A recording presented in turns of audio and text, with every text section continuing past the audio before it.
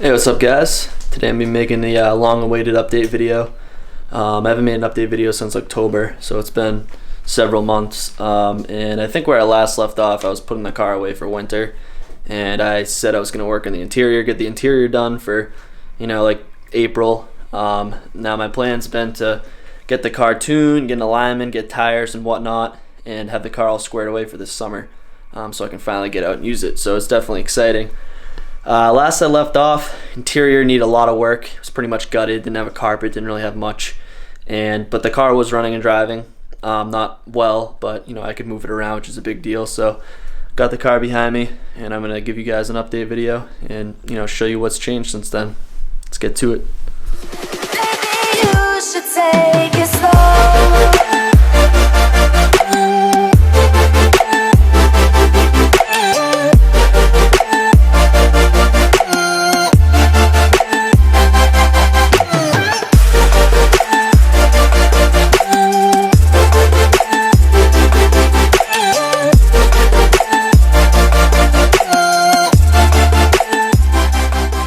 Alright guys, so this video is primarily going to be focusing on the interior because that's the most has changed in that aspect of the car. But I'm going to go over what else I've done outside the interior first. So the engine, engine bay, I haven't really changed a lot. I kind of revised the cooling system. So because I was actually me and Chris from CNC Motorsports were messing with the car, get it to run a while ago, and the coolant hose exploded. So I blocked off some of that. I think I already went over that, but I basically went over the cooling system, added coolant, and made sure pressure tested to make sure it's not gonna have any issues. And then I also mentioned I was gonna get new tires. I wasn't sure what tires I was gonna go with.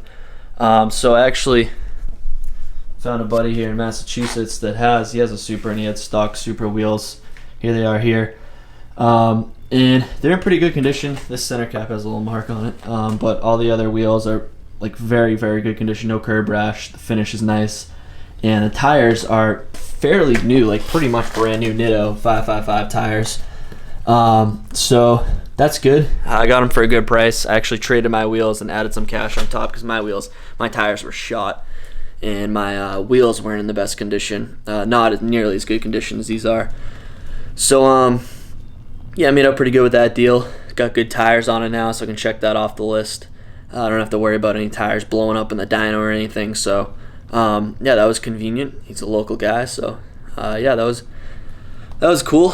So that pretty big change. I actually just put those on yesterday, and then you can't really tell from in here, but the car is raised up quite a bit. So last time I transported it, we had some trouble getting on the trailer.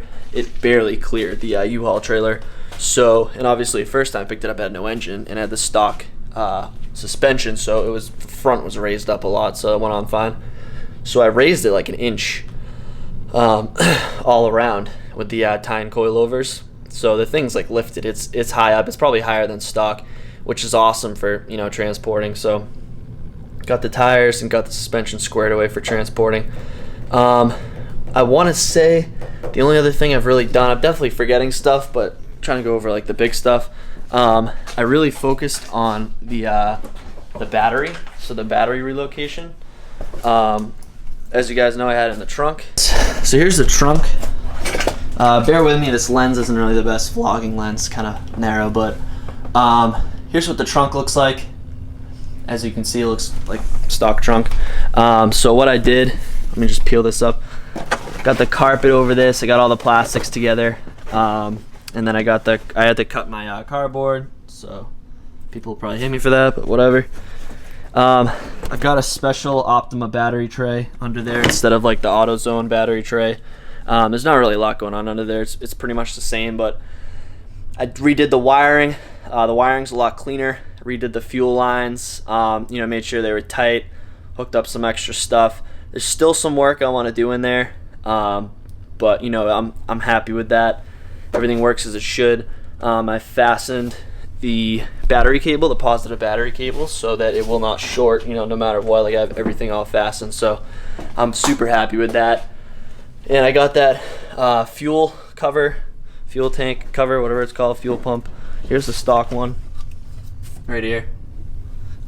So I got a Powerhouse Racing one to cover their the hanger, which is kind of like protrudes out more in the stock hanger.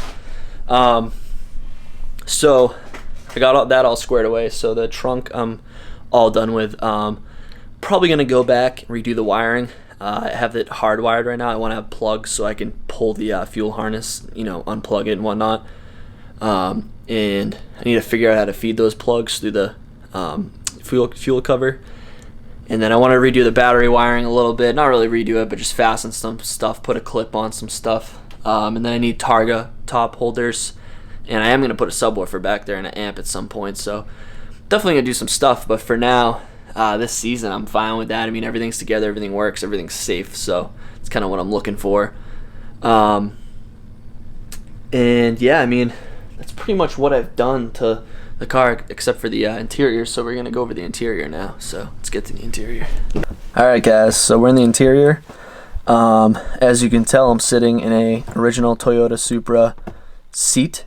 It's a tan seat, and as you guys recall, I had a black leather seat, a passenger seat only. It's what the car came with, which always interested me because I went onto the Supra registry, which is a website where you can verify Supras and check information and whatnot. And basically, I found out that the car's a factory tan interior car, which made sense because actually the black carpet that the car came with was a tan carpet that someone tried to dye black, and it looked like shit. So I got rid of it. It also had mold on it because the Targa tops leaked, and long story. So I got rid of that, and I scored a tan carpet for cheap off of a local Supra owner. I think it was like $200, which was an awesome deal for a factory Toyota carpet. So I scored that, went for it. I already had the tan floor mats, so everything just kind of fell into place. And then, these tan seats, set of seats, front and rear, which the rear seats on Supra are pretty hard to find. They came up in local area right in New Hampshire, so I scored those for a pretty good price too. So, before I knew it, I had a tan interior. And I love the tan interior. I've always liked the tan on black interiors, the 90s interiors. I had it in my SN95 Cobra Mustang. It's probably my favorite interior scheme. I like it, so it was a no-brainer for me. I went with it. Plus, I've had a black on black car before, and I had a Mach 1 Mustang that was black on black, and the interior gets so hot with the black seats and the black car. It's just crazy. So I went with the tan leather, and it looks great. It's awesome. I love the color to it. So here are the seats. Front seats, they're in like really good condition. The rear seats have probably never been satin because you literally can't sit in them because there's no leg room. I don't even know why they're there, but as you guys recall, I was actually gonna delete the rear seats, and I had the Titan rear seat delete kit, but I didn't think it looked that well. I mean, for like a race car, if I was drag racing it or something, I want to save weight, and you put it in there, yeah, it looks fine. But I just didn't like how it looked. I don't know, it just didn't feel right. And plus I wanted the rear seats, somebody, my friends can squeeze back there or something. So, yeah, and I think it completes the look of the interior. Everything just looks good. And the trunk foams sit nicely against the rear seat with the Titan rear seat delete kit, or any rear seat delete kit. They weren't sitting right. The foams would fall down, and I don't know, I just didn't really like it. So, I'm not bashing Titan. I mean, it was a great kit, but, for me, I just decided to go with the rear seats. The next thing I'm going to do is the door cards. So I had the door cards on and off throughout the build, and I got these armrests, these JDM armrests. And yeah, I mean, I never really fastened them. I just kind of put them on. So now they're completely done. The doors are done. I got the pods. That's like a discontinued pod, wicked hard to find. Same with that window switch.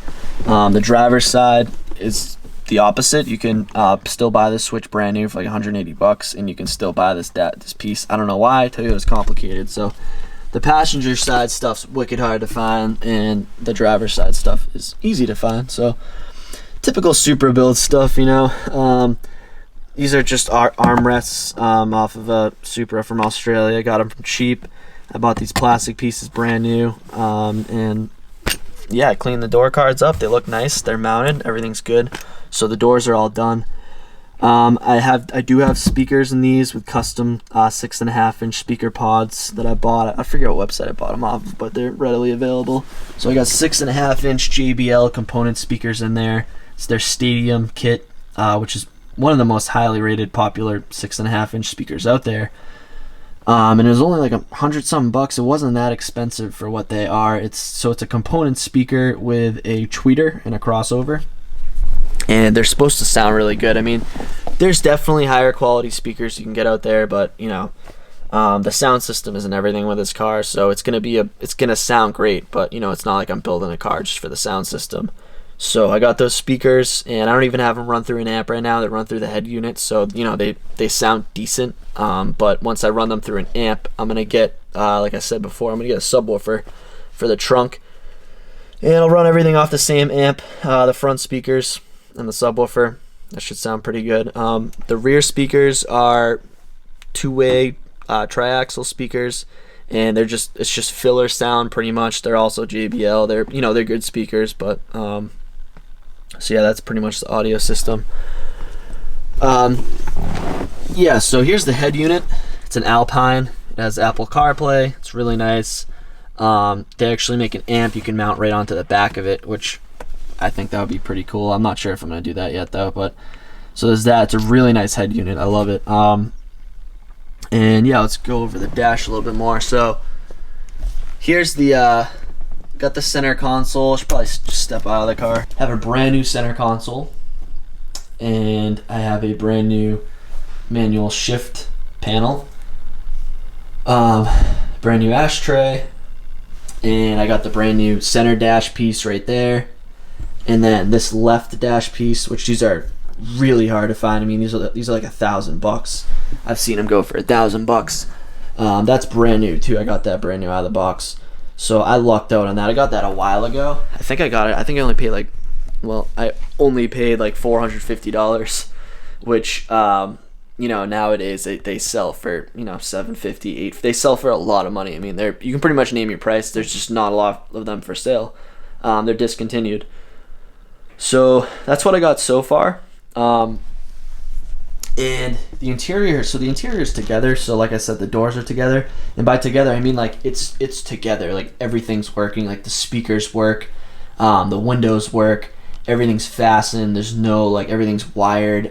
Same with the seats. The seats are wired. Seats are bolted in. Everything is like legit. So all the whole dash, all this stuff works. Like the mirrors work. The dimming light and the radio. Climate control doesn't work because I have no heating system or anything, but that's just there. That's another expensive Supra part. Everything works. The shifter panel, even below the shifter panel, I have the guard that mounts over the shifter to prevent water and stuff from getting in, and that's all. Everything's bolted down. Everything's fastened. So the interior is mostly together. Now, as you guys notice, I have the diaper airbag Supra, or should I say Toyota Camry steering wheel still in place. Original steering wheel to the car, I think, or you know, it's era specific to the 93 to 96 Supra. Yeah, the 97, 98 had different steering wheels. But so that being said, I'm getting rid of that, and I've got this steering wheel right here. So funny thing about Toyota is there's a lot of interchangeable steering wheels, a lot of interchangeable parts, some of this stuff. So the steering wheel is one of them. So this is a 05 Corolla S Sport steering wheel, and it's the same thing as a 98 Supra steering wheel, except that you got the perforated stitching in the center. The 98 Supra is all smooth like this, but it's actually thicker than the Supra steering wheel, which is, you know, pretty cool. I'm into that, so I got that for pretty cheap. And then I've got a 98 airbag. Let's see if I can grab that. This is a 98 Supra airbag. So, I mean, that's a nice looking steering wheel. Can't wait to throw that in. Before I do throw that in, I have this package here, which I got from a dude that was parting out a Supra on Instagram. I made a post. Basically, I was looking for the clock spring, which is, it's basically this mechanism mounts on the steering wheel and like distributes the power to the accessories in the steering wheel, like the blinker and the blinker switch and the wiper switch, and all that stuff's discontinued. You can't buy it anymore unless it's for a 98 Supra. I'm not going to go into too much detail, but basically this guy sold me the whole mechanism, which they're wicked hard to find. So I'm going to throw that on, and then I can throw the steering wheel on with that airbag. I just have to get an airbag adapter harness, and that whole this whole steering wheel will be done. So the steering wheel should be all squared away, and once I'm done with that, I'm going to move on to the rest of the dash, which basically I have to refinish these two dash panels right here. And the reason why I'm refinishing these ones, because they're really hard to find, they're really expensive, especially like new ones that will match these. I mean, it's pretty much impossible. So I sanded these down, and I'm going by a fellow Supra owner, refinish the dash panels, and he matched them pretty much perfectly to brand new dash panels. So I'm gonna go by that. Hopefully they match, and I'm gonna put them in place here. The gauge piece goes here, and then the top piece goes here, and I'm gonna mount my odometer, and I'm gonna mount my my hazard light and hazard warning switch, whatever you want to call it, all that stuff to it, which I'm really excited about, because the same dude that sold me the steering column controls also sold me the mount for the odometer and hazard switch light, which are super hard to find. I thought I was gonna have to make my own, because it's either that or I buy an odometer, which an odometer for a left-hand drive Supra is like easily over $1,000. So I didn't really know what I was gonna do. So he sold me the mounting for it, which is awesome. So I can't wait to throw that together, and the whole dash will be done, along with the steering wheel. As for the interior being completely done, I still have to tidy up some stuff. I had to pull the grills to put the aftermarket tweeters in. And so I have to figure out how to mount the grills to the tweeters, because the grills mount to the factory tweeters. Now it has aftermarket. So I have to find out how to mount the grills to the aftermarket tweeters. I'm going to, as you can see, I have the cover to this right here, this airbag. I'm probably going to Velcro this into place or something. And I have my ECU mounted there, which is pretty nifty. So I'm going to do something like that. It's upside down, but you get the idea. Probably gonna mount it like that, and then there's an under panel piece that goes underneath here, the hood latch mounts to, and some other stuff. So I'm gonna put that in, and I already have that, thank God, because those things are wicked expensive. And yeah, so that'll be pretty much it for the interior. So once the interior is wrapped up, I'm pretty much going to be focusing on getting the car running and driving. I'm already focused on that, actually. So obviously I got the tires, and I'm getting an alignment next week. And actually I'm bringing the car tomorrow to get tuned. Bringing it to Granite State Dyno in New Hampshire, which one of the guys there is well known for tuning Supras. So I'm finally going to get the car tuned. And, once that's back, hoping everything goes well, I'm gonna get the alignment, and I gotta go through the lights. I know the brake lights work. I have to mess with the headlights. I have to adapt the 98 headlights, and pretty well documented. But I'm gonna try to get everything to work so I can drive the car. So the next update video, it's gonna be me transporting the car, picking it up from the dyno, seeing how everything went, see how much power it made, and maybe I'll be driving it, and I'll probably finish the interior with the next video. So the next video, my goal is to have the interior completely done. So definitely gonna be make sure you guys are subscribed. Gonna be an exciting video. And yeah, I'm gonna be uploading a lot of videos, because this summer, if everything goes according to plan, which it has been so far, I should actually be driving the car. So I'm gonna be bringing the car everywhere, car shows, and doing photo shoots, and getting maybe do some stuff, make it look better aesthetically. So yeah, it's definitely gonna get really exciting for all those people following me since the beginning. This car's come a long ways. This car was a roller, and it was it was a shell, and it was just a dream. and now it's turning into a reality. I mean, when I can turn the key now and turn it on, and that just blows my mind. But the fact that I'm gonna be able to drive it, it's crazy. So it's gonna be crazy. Maybe next video I'll have me driving it. I'll put a GoPro, mount my GoPro in here, and I'll get a video of me driving the car around and first initial thoughts and whatnot. That being said, speaking of driving the car, so I had my buddy Chris at CNC Motorsports. He's a great guy. If you guys want to buy 2JZ parts or whatnot, he's awesome. He knows everything about building the 2JZ, Supra, anything. I get all my parts through him. He has great prices. So it's CNC Motorsports. Guys can go check him out. But anyways, he remotes into my ECU, and he's been messing with the car so I can at least, putt around in my driveway, backing in and out, getting onto the trailer. We've been messing with the car, making some adjustments. I had to replace my alternator because it was bad, and I've had to replace some stuff and mess with some stuff, the fuel system and whatever. But the car's running fairly decent, so we got it running decent. So I'm hoping I'll be able to drive it onto the trailer tomorrow, and everything will go smoothly, and get the car tuned, and yeah, be off to the races. No pun intended. So yeah, make sure you guys are subscribed, and if you guys have any questions, feel free to comment. Any videos you want to see, I'm always open to suggestions for videos. Any video suggestions you guys have. So yeah, make sure you guys subscribe, and thanks for watching.